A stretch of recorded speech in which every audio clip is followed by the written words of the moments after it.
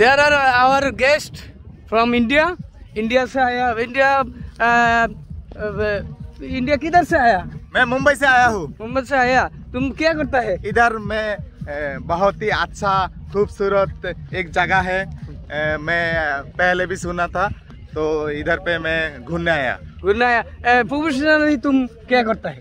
मैं एक फ्रीलांसर हूँ एंड मैं मेरा वर्क हमेशा घर बैठा भी होता है।